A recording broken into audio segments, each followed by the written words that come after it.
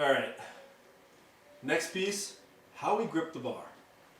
So technically I shouldn't say technically, there are 4 grips, but technically only 3 you should use.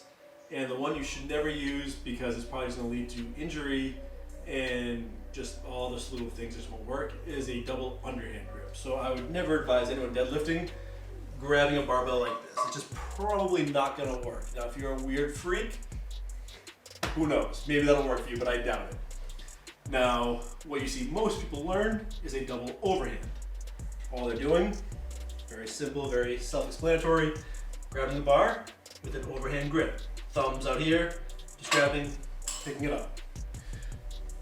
What you see next, most people learn after the weight starts getting too heavy for a double overhand, is what's called a mixed grip. One hand is under or supinated, the other hand is over or pronated. How you find how to do that, I just learned grab the bar naturally. You'll tend to find how your hands want to be. So you come down and you're here, and you'll find just one hand just wants to be under, one hand wants to be over. Another tip or trick is having the overhand be your stronger hand, because that's typically where the bar will want to come out of first. It'll come out of that thumb area first. So for me, I've had to switch that around because of a lat injury I had. But before that, I would have right hand under, right hand over, left hand under. Now I've switched that just because of what happened many years ago. I tore a lat and I just had to switch it for meat, and that happened. But I've actually now switched to what we call hook grip. Considered probably one of the strongest grips you can use, but also maybe the most painful. And I say that in the middle weights, you start really feeling that thumb get crushed.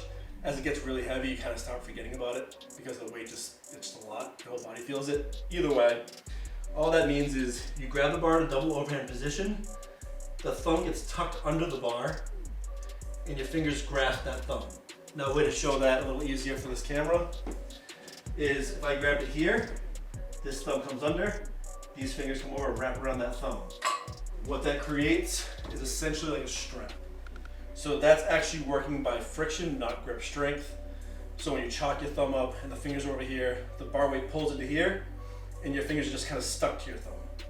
So you don't have to have the strongest forms, the strongest grip strength. Now that can always help, but that friction allows people to tend to pick more weight up.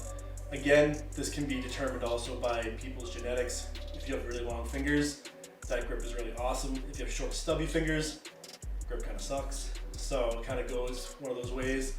Again, most will over under because it's just more, it's easier to do and it's taught usually first. People tend to worry about imbalances that happen in the back. I say don't worry about that. If deadlifting was the only thing you did and you deadlifted for 1,000 reps every day, sure, you're gonna create some probably bad imbalances in your lats. But because it's just one of the exercises you do and everything else you do will balance that back out, I wouldn't worry about that.